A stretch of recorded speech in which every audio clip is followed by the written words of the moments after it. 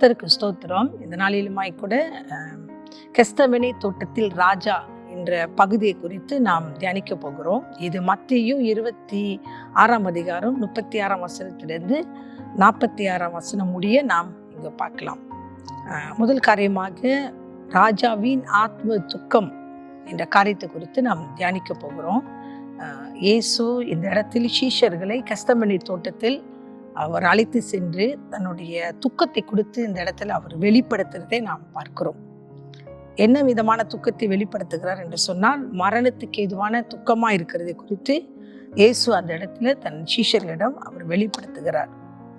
ஏன் இயேசு இப்படி சொல்ல வேண்டும் என்றால், இயேசுக்கு நிச்சயமாக அவருக்கு தெரிந்திருக்கணும் என்ன நடக்க போகிறது, என்ன சம்பவிக்க போகிறது என்று அவருக்கு தெரிந்திருக்கிறபடியினால் இயேசு தன்னை குறித்து இங்கு வெளிப்படுத்துகிறார். ஒன்று, இயேசுக்கு தெரியும் தன்னை பிடிக்க போகிறார்கள், அது பிறகு அவர் கைது செய்யப்பட வேண்டும், விசாரணைக்கு போக வேண்டும், வாரினால் அடிக்கப்பட வேண்டும், சிலுவை சுமக்க வேண்டும், சிலுவையில் ஆணி அடிக்கப்பட வேண்டும் என்று சொல்லி நிறைய காரியங்கள் இயேசுக்கு தெரிகிறதுனால் அவருடைய ஆத்தும துக்கத்தை குறித்து அவர்களிடம் அவர் வியாகுலப்படுகிறார், துக்கப்படுகிறார் என்று சொல்லி நாம் வாசிக்கிறோம். ஸோ இன்னைக்கும் நாம் கடந்து போகிற எல்லா பாதியும் இயேசு அறிந்திருக்கிறார். நம்முடைய முன்காலத்தில் சரி அல்லது இப்போ நடக்க போகிற சம்பவங்களே சரி, நம்முடைய துக்கங்கள், நம்முடைய ஆத்துமாவில் இருக்கிற வேதனைகள் எல்லாமே இயேசுக்கு தெரியும். அதனால் நாம் கவலைப்பட தேவையில்லை.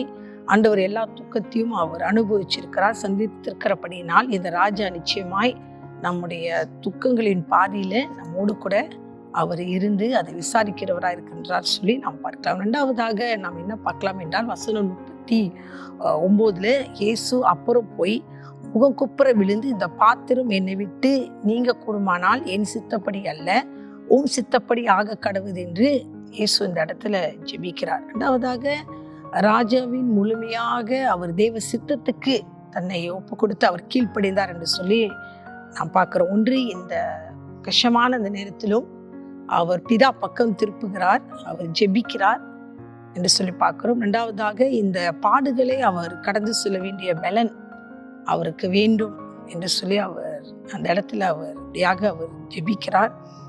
ஆண்டவரே, அவர் ஒரு மனிதனாக இருந்தபடினால் அந்த எல்லா பாடுகள், அந்த வேதனைகளை கடந்து செல்ல வேண்டும் என்பதற்காக, அந்த பாடுகளை கடந்து செல்றதுக்காக அவர் ஜெபித்திருக்கலாம். இன்னொன்று என்ன பார்க்கிறோம் என்று சொன்னால், ஆண்டவருடைய சித்தத்துக்கு தன்னை முழுமையாக அந்த இடத்துல என்னுடைய ஆசைகள் ஆண்டவரே, உம்முடைய ஆசையின்படி இந்த காரியங்கள் அப்படி நடக்கட்டும் என்று சொல்லி தன்னை சிலுவைக்கு போக தன்னை இந்த இடத்துல ஆயத்த பண்ணி கொண்டதை நாம் பார்க்கிறோம். இயேசு நமக்காகவே இந்த இடத்துல தம்மை ஒப்பு கொடுத்தார், நம்முடைய ரட்சிப்புக்காகவும் நம்முடைய விடுதலைக்காகவும். இன்னைக்கும் நாமும் நம்முடைய வாழ்க்கை ஆண்டவருக்கு நாம் ஒப்பு கொடுப்போம், ஆண்டவருடைய சித்தத்துக்கு முழுமையாக நாம் ஒப்பு கொடுப்போம். கர்த்தர் நிச்சயமாய் நம்முடைய ஆசீர்வதிப்பார். 2 காரியங்கள் பார்த்தோம். ஒன்று, ராஜாவின் ஆத்தும துக்கத்தை குறித்து நாம் பார்த்தோம். ஆண்டவர் நம்முடைய துக்கங்களே அறிந்திருக்கிறார். ரெண்டாவதாக, ராஜாவின் முழுமையான தேவ சித்தத்துக்கு அவர் கீழ்ப்படிந்தார் என்று சொல்லி நம்மளும் நாம் கீழ்ப்படிவந்த நாட்களில் ஒப்பு கொடுப்போம். நாம் கண்களை மூடி ஜெபம் செய்வோம். ஆண்டவரே, இந்த நாளுக்காக நன்றி செலுத்துகிறோம்.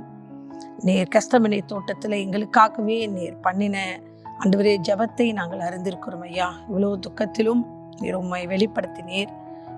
கஷ்டமாக இருந்தாலும் கூட ராஜாவுடைய திட்டத்துக்கு நீர் ஒப்பு கொடுத்தீர் ஐயா.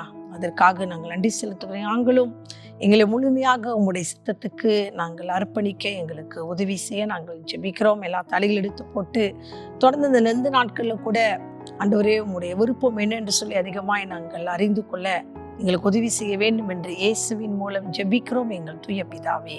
ஆமீன்.